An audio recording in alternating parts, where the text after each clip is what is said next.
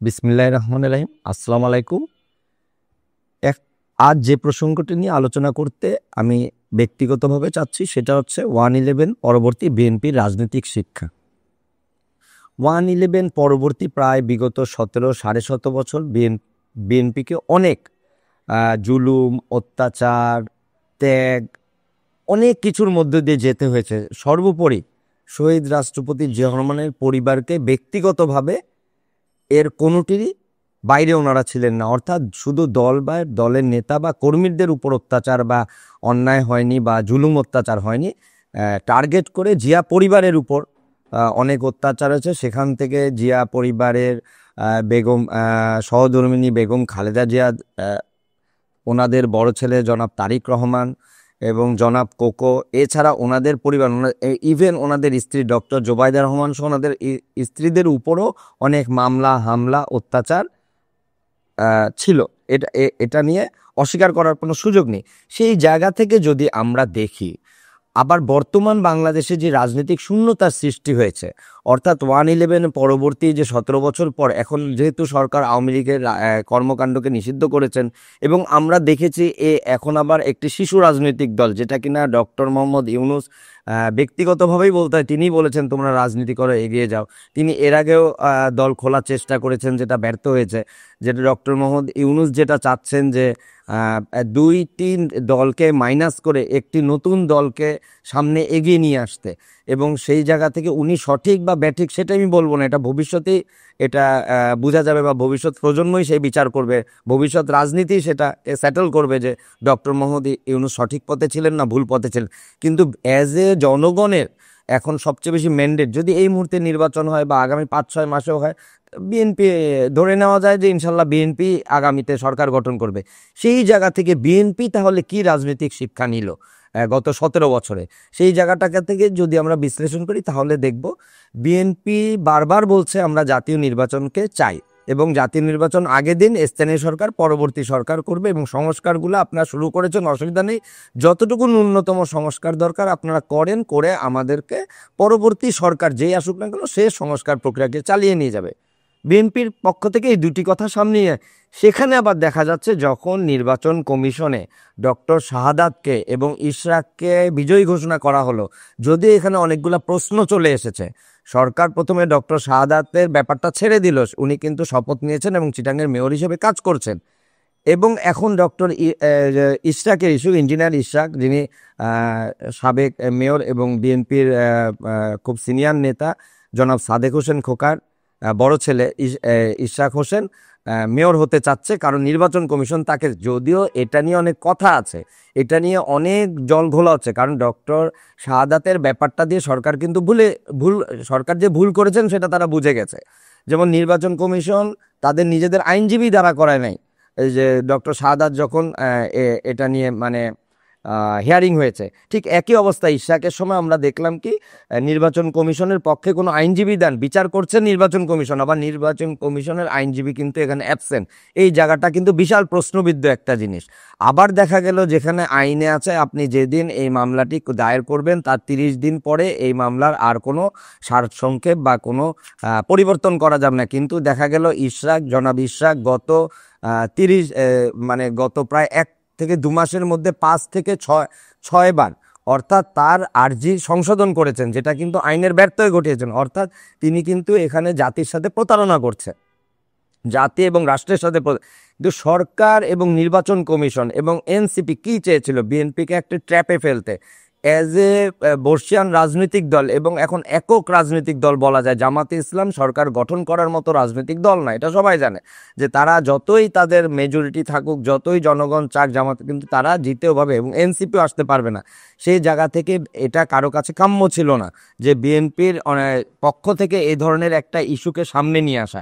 এটা কিন্তু কেন আমি বলছি, ব্যাখ্যা দিচ্ছি, যেহেতু ওনারা নিজেরা জানেন, আমার চেয়ে ভালো নিজেরা জানেন যে তারা আর্জিটা কিভাবে সংশোধন করেছেন এবং তাদের বিপক্ষে যে কেউ দাঁড়ায়নি। ধরেই নিলাম সরকার তাদেরকে ট্র্যাপে ফেলতে চাচ্ছে। ট্র্যাপে ফেলার জন্যই বলছে যে ডক্টর শাহাদাতও যে মেয়র হিসাবে ওঠ নিতে পারেন এবং ইশরাকও মেয়র হতে অসুবিধা নেই।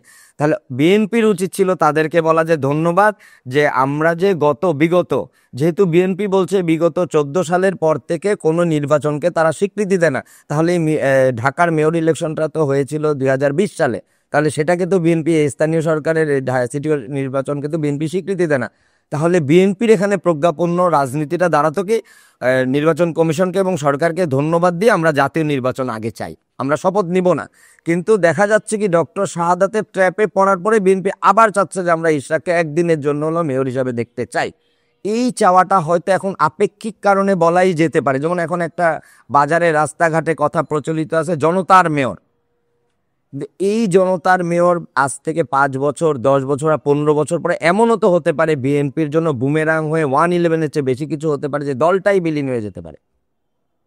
অর্থাৎ এই কথা বলার মানে হচ্ছে অতএব বিএনপির উপর যেহেতু জনগণের, সংখ্যাগরিষ্ঠ জনগণের এখন আস্থা আছে এবং আমরাও চাই যে দলটা শহীদ রাষ্ট্রপতি জিয়াউর রহমানের এবং দেশনেত্রী বেগম খালেদা জিয়ার প্রাণের দল, প্রিয় দল, আমরাও চাইব বর্তমান অ্যাক্টিং চেয়ারপারসন জনাব তারেক রহমানের যোগ্য নির্দেশনায় তিনি দলকে প্রজ্ঞাপন্য নির্দেশনা দান করবেন।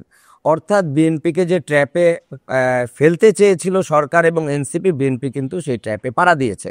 অতএব সেখান থেকে বিএনপি এখন কিভাবে এখান থেকে বের হয়ে আসবে, যে এই যে আমি বললাম যে এমনও হতে পারে আগামী 10 বছর কবে হবে আমরা কেউ জানি না, 111-এর চেয়ে খারাপ কিছু বিএনপির জন্য ঘটতে পারে।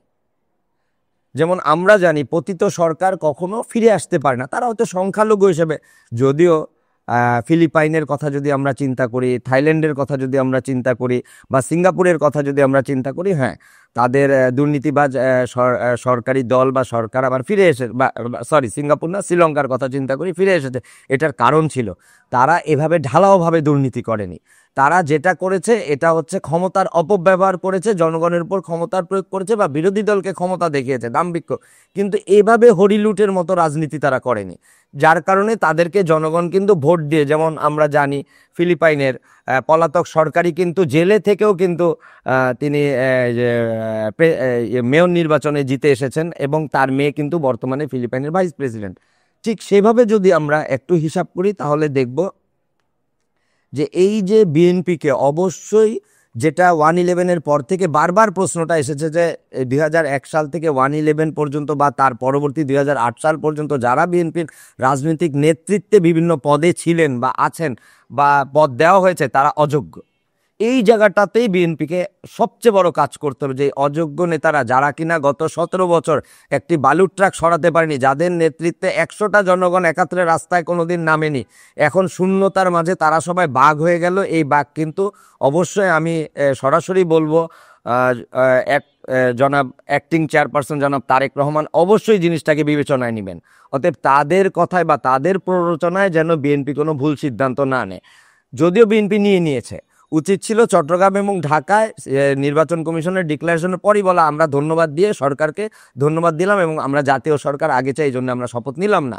কিন্তু এই শপথের জন্য বিএনপিকে কিন্তু অনেক কাঠখড় পোড়াতে হবে। আবার আমি বলছি, কথাটা রিপিট করছি। এখন আমরা একটু দেখি সরকার এবং বিএনপির এই যে চলছে, এটার কারণ কি? হ্যাঁ, সরকারই এই জিনিসটা জন্ম দিচ্ছে। কারণ কি? তারা বিএনপির শক্তিটাকে পরীক্ষা করতে চাচ্ছে।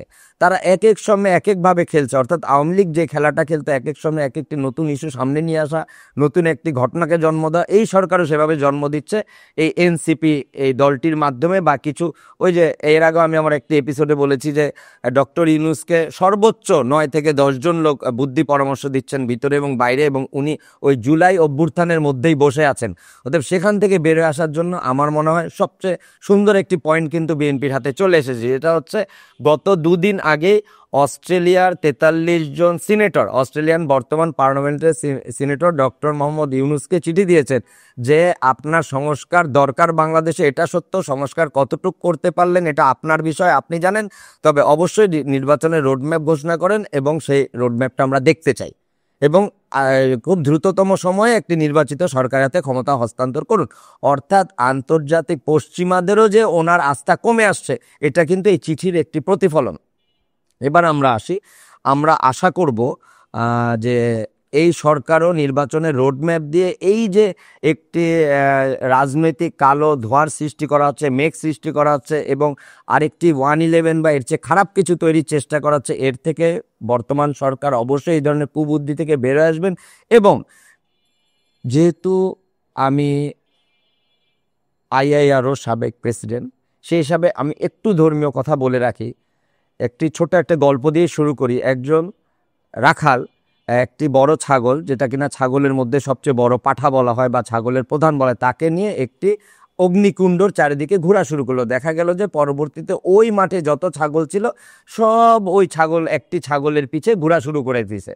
কি কারণে ঘুরছে কেউ, ওই রাখাল কিন্তু আস্তে করে এর থেকে বের হয়ে সরে গেছে, কিন্তু যেহেতু বড় ছাগলটা ঘুরছে এবং তার সাথে ওই মাঠের সকল ছাগল ঘুরছে ওই অগ্নিকুণ্ডকে কেন্দ্র করে, সেইভাবে সব ছাগলকে ঘুরছে। অতএব আমি আশা করব বিএনপি যেহেতু এখন একমাত্র বাংলাদেশের আপামর জনগণের ভালোবাসার দল এবং ধরেই নেওয়া যাচ্ছে যে আগামীতে ইনশাল্লাহ তারা সরকার গঠন করবে, তারা সেই ছাগলের ওই পাঠার মতো ওই রাখালের মতো রাজনীতিটা না করে তারা প্রজ্ঞাপূর্ণ রাজনীতিতে ফিরে আসবেন এবং যোগ্য লোকদেরকেই বিএনপি সামনের সারিতে নিয়ে আসবেন ইনশাআল্লাহ।